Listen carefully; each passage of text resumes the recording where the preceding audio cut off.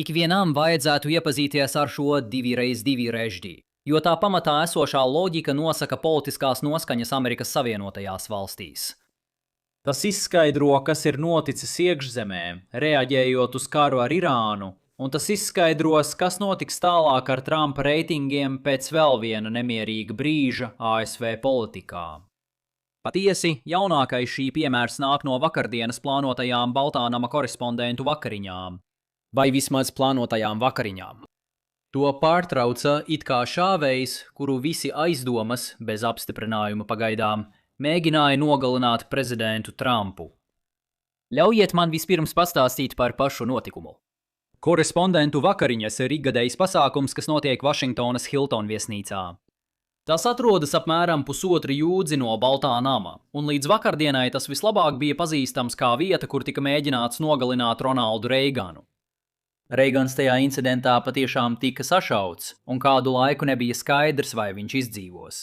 Tur arī notiek Amerikas Politikas zinātnes asociācijas ikgadējā konference, kad tā tiek rīkota Vašingtonā, tāpēc es tur savā dzīvē esmu bijis daudzas reizes. Šī ir mana personīgā fotografija no 2019. gada konferences, kurā redzama rinda uz autobusu, kas ved uz otru konferences viesnīcu. Jūs varat redzēt plāksni asā leņķī, kas atzīmē atentāta mēģinājumu pret Reiganu. Jebkurā gadījumā, kā cilvēks, kurš dažas reizes ir bijis tuvumā pasaules līderiem, es biju pārsteigts par vakardienas drošības situāciju Hilton viesnīcā. Aizdomās turamais vienkārši bezceremoniski tika garām drošības perimetram un bija tik tuvu prezidentam, ka šāvieni bija dzirdami. Lai gan rakstot šo, nav skaidrs, vai šāvieni nāca no aizdomās turamā vai no slepenā dienesta aģentiem, kuri mēģināja viņu neutralizēt.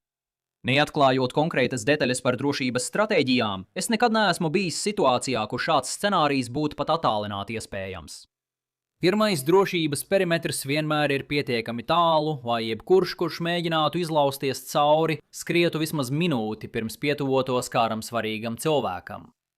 Turklāt vienmēr starp sākotnējo pārbaudi un piekļuvi VIP personām ir vismaz vēl viens drošības slānis. Līdz ar to šis incidents radīs jautājumus par slepenā dienesta plānošanu, kā arī par to, vai vispār bija prātīgi rīkot šādu pasākumu darbojošā viesnīcā, kurā uzturējās arī aizdomās turētais. Bez iekšēji vērstiem politiskiem draudiem mēs nesen esam apsprieduši motivāciju, kāda ir militantām grupām mēģināt sarīkot akciju Amerikas Savienotajās valstīs, lai pievērstu uzmanību konkrētas grupas pastāvēšanai. Parasti šāda veida gadījumos mēs domātu par viegli ievainojamiem mērķiem, taču šīs bažas saglabājas arī augstākā līmenī. Arī nav pārsteigums, ka vēl pirms nakts beigām Trumps jau izcēla topošās Baltā nama balles zāles lietderību, norādot, ka tā palīdzēs nodrošināt labāku drošības perimetru. Viņš bija ļoti priecīgs izmantot šo iespēju, bet šajā jautājumā viņš nekļūdās. Jebkurā gadījumā šodienas sarunas galvenā tēma ir politiskās sekas, ko varētu radīt iespējamais atentāta mēģinājums. Nav nepieciešams ilgi šķirstīt sociālos tīklus, lai atrastu sazvērestības teorijas par to, ka tas bijis iekšēji sarīkots inscenējums, ka tas bijis tikai mēģinājums iegūt sabiedrības atbalstu prezidentam startautiskās krīzes laikā. Man nav nekādas iekšējas informācijas par to, ko iespējams Baltā nama pārstāvi šajā sakarā mēģināja darīt. Es parasti aicinātu ikvienu, kuram ir šāds viedoklis, nopietni padomāt par to, cik grūti būtu inscenēt atentāta mēģinājumu ar kaujas munīciju. Turklāt vienam slepenā dienesta darbiniekam patiešām tika sašauts. Es arī ieteiktu atzīmēt, ka Trumps ir vēsturiski nepopulārs prezidents, kurš ir pieņēmis vispretrunīgākās politiskās pozīcijas, kādas vien kāds dzīves cilvēks var atcerēties. Un, lai gan es neieteiktu politiskajiem radikāļiem mēģināt viņu nogalināt, politika nav nulles summas spēle, un tas tikai pasliktinās situāciju Amerikas Savienotajās valstīs kopumā. Varbūt mums nevajadzētu būt pārsteigtiem, ka daži cilvēki aiziet galējībās. Lai neaizmirstam, ka šajā pasaulē ir arī īsti trakie. Lai neaizmirstam, ka Reigana potenciālais slepkava mēģināja nogalināt prezidentu, jo domāja, ka tas atstās iespaidu uz Jodiju Fosteri. Jā, aktrise Jodija Fosterē. Ja tā nav visstulbākā frāze, ko jebkad esmu teicis, tad es nezinu, kas ir. Jebkurā gadījumā atgriežamies pie 2x2 matricas. Šis ir kaut kas, ko mēs esam vērojuši kopš brīža, kad Amerikas Savienotās valstis izvietoja armādu pie Venecuēlas, kas patiešām beidzās ar Venecuēlas prezidenta Nikolasa Maduro arestu. Toreiz bija daudz diskusiju par to, ka tā bija viena liela wag the dog situācija, kur prezidents mēģināja radīt efektu, lai visi apvienotos ap karogu un uzlabotu savus krītošos reitingus. Analītiķim, kāds es esmu, ir ļoti grūti ar pārliecību prognozēt, kas notiks starptautiskajās attiecībās. Pasaules sistēma ir nepubliskas informācijas muģeklis, un tādiem cilvēkiem kā man nav iespējams zināt visus noslēpumus, ko zina ASV un katra ārvalstu valdība. Tāpēc jums vajadzētu izsmiet cilvēkus manā pozīcijā, kuri apgalvo, ka zina visu, kas notiks. Piemēram, tie, kas apgalvo, ka Putins ir beigts, ir tikai izlikšanās meistari. Varbūt viņš tiešām ir. Varbūt viņš nav. Mēs nezinām. Bet ietekme uz sabiedrisko viedokli, īpaši šajos jautājumos, ir ievērojami prognozējamāka. Kad veidojās situācija Venecuēlā, es norādīju, ka šāda politiskā stratēģija nebūtu efektīva. Un tiešām, neskatoties uz militāri spožu operāciju Maduro arestēšanai, amerikāņu sabiedrībai tas būtībā nerūpēja. Aptaujas vai nu neuzrādīja nekādas izmaiņas, vai arī jebkura atšķirība palika kļūdas robežās. Lai gan, atkārtošu, operācija no militārā viedokļa bija milzīgi veiksmīga, un tā gāza līderi, kur daudz bijušie prezidenti bija neveiksmīgi mēģinājuši gāzt ar mazāk agresīvām metodēm. Un iemesls, vēlreiz, ir šīs 2x2 matrica.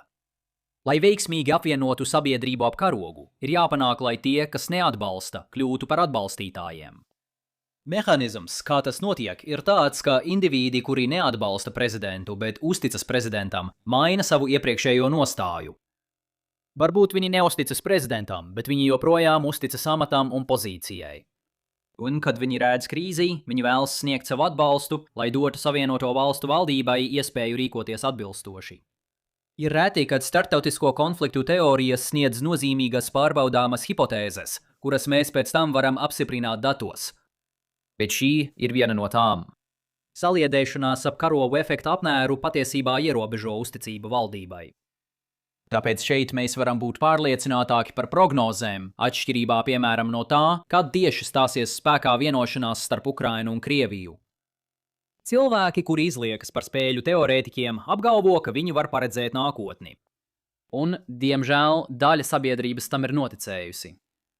Patiesi spēļu teorētiķi zina, ka šī disciplīna mums māca, ka nākotni paredzēt nav iespējams, vismaz lielākajā daļā nozīmīgu stratēģisko miedarbību. Sabiedrības reakcija uz redzamu konfliktu ir ārpus šī tvēruma, un tāpēc sociālie zinātnieki tur var būt nedaudz precīzāki. Es to teicu jau pirms daudziem mēnešiem, bet es to atkārtošu vēlreiz. Es pazīstu daudz cilvēku, kuri neatbalsta un neuzticas Donaldam Trumpam. Es pazīstu daudz cilvēku, kuri atbalsta un uzticas Donaldam Trumpam. Es pat pazīstu vairākus cilvēkus, kuri atbalsta, bet neuzticas Donaldam Trumpam. Bet es nepazīstu nevienu cilvēku grupu, kuri neatbalsta, bet uzticas Donaldam Trumpam. Patiesībā, skatoties uz šo tabulu, kļūst saprotams pretējais saliedēšanās ap līderi efekts, kas ir piemitis Donaldam Trumpam kopš Irānas kara sākuma. Tā ievērojamā cilvēku grupa, kas atbalstīja, bet neusticējās prezidentam, paskatījās uz situāciju un paziņoja, ka viņiem pietiek. Atceries, prezidents kandidēja ar solījumu samazināt iesaistīšanos ārvalstu konfliktos. Ja kāds uzticējās Trumpam, viņš paskatītos uz neatbilstību starp viņa rīcību un priekšvēlēšanu retoriku, secinātu, ka viņam noteikti ir labs iemesls atkāpties no savas pozīcijas un sniegtu viņam savu atbalstu. Bet viņi viņam neusticas, un tāpēc viņa reitingi turpina kristies. Ir grūti iedomāties, kā sabiedrības reakcija būs citāda pēc Baltā nama korespondentu vakariņām. Jautājiet sabiedrībai, ko viņi domā par iespējamo atentāta mēģinājumu, un jūs dzirdēsiet daudz līdzjūtīgu komentāru par nepieciešamību mazināt politisko retoriku Amerikas Savienotajās valstīs. Jautājiet viņiem, vai viņi ir mainījuši savu politisko viedokli par Trumpu, un jūs saņemsiet daudz mazāk atbilžu. Patiesībā mēs to zinām no sekām pēc atentāta mēģinājuma Butlerā, Pensilvānijā. Tur vainīgais patiešām izšāva uz Trumpu. Taču viņa reitingi pēc notikušā uzlabojās tikai nedaudz, un jebkāda ietekme būtībā vairs nebija jūtama jau nedēļu vēlāk, kad Baidens izstājās no sacensības un Hārisa pārņēma viņa vietu. Pēc fakta ir viegli izstāstīt glītu vēsturisku stāstu, ka Butlers nodrošināja Trumpam novembra uzvaru. Taču alternatīvā hipotēze ir tāda, ka amerikāņiem rūp tikai tas, vai viņi to var atļauties, un Baidena administrācija šajā jautājumā pieļāva kļūdu. Un šīs alternatīvās hipotēzes pozitīvā puse ir tā, ka tā arī izskaidro to, kas šodien notiek Amerikas politikā. Sabiedrība ienīs karu ar Irānu, jo tas izraisa degvielas cenu kāpumu, kam būs vēl lielāka ietekme uz inflāciju. Stāsts par atentātu ir labs politisks attaisnojums, jo tas liek izskatīties, ka demokrātu zaudējums bija pilnībā ārpus viņu kontroles. Taču tas ir nepareizs secinājums, ja vēlaties saglabāt konkurētspēju nākotnes vēlēšanās. Vēl pēdējā piezīme šeit. Saliedēšanās ap karogu efekts nav vienīgais ieguvums, ko līderi var gūt uzsākot krīzi. Katrs jaunākais ziņu stāsts, kas piesaista sabiedrības uzmanību, novērš mediju uzmanību no citu ievērības cienīgu dokumentu izpētes. Tas pats attiecas uz Kongresu, kas uzsāk savas izmeklēšanas. Tātad, lai atbildētu uz šodienas galveno jautājumu par to, vai tas palielinās Trumpa reitingus, atbilde ir nē, vismaz nebūtiski. Vai tam joprojām būs pozitīva ietekme uz viņu? Varbūt. Tas šodien no manis viss. Draudzīgs atgādinājums, ka man ir sērija kanālā Lines on Maps Extra, kas vēl turpinās, kuras 8 minūtes atbild uz svarīgiem jautājumiem, ko jūs man uzdodat. Apskatiet to!